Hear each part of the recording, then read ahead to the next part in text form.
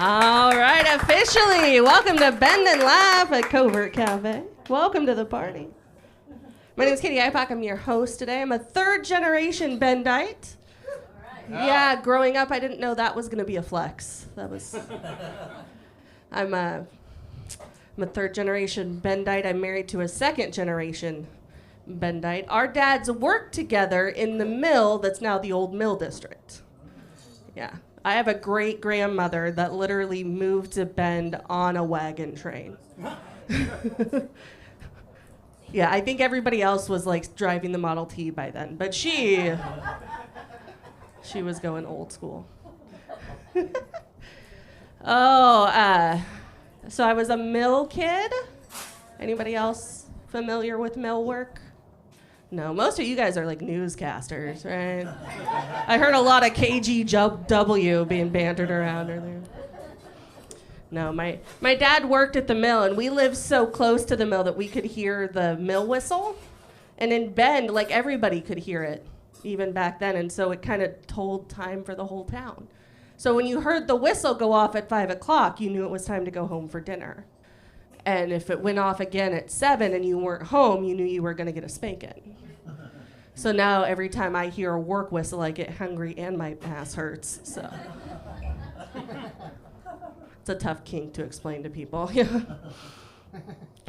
My dad's really good at felling trees.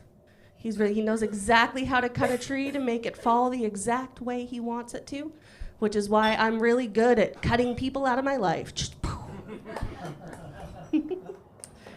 One thing some people don't know about Central Oregon is we have a couple of observatories. I feel like everybody kind of knows about the Sun River Observatory, but not everybody knows about the Pine Mountain Observatory. Do you guys know? Yeah, woo, a couple of you guys. It's 32 miles east of town. And I volunteered there in high school as a kid. My parents would drive me 32 miles east of town and leave me on top of a mountain to spend a weekend in a cabin with a bunch of 30 to 40-year-old men. Yeah, in the 90s, that was great parenting. Now that's the start of a Netflix documentary, right? There was only one time in the 4 years I volunteered there that there was someone my age. And of course it was a boy. He played the saxophone, very, very sexy.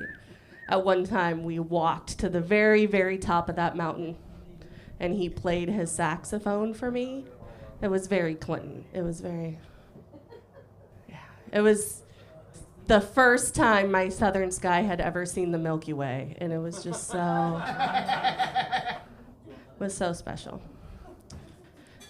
We went back and we slept in the same bed. We didn't have sex last night, but we did sleep in the same bed. And I remember waking up that morning, and he was so nervous, and he was so anxious. And I think it was the first time he had ever woken up next to somebody who looked worse during the day than she did at night, and he didn't know what to do about it.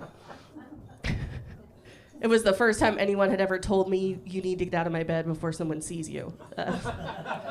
Not my last, but you always remember your first, right? Oh, are you guys ready for some Ben-flavored comedy tonight?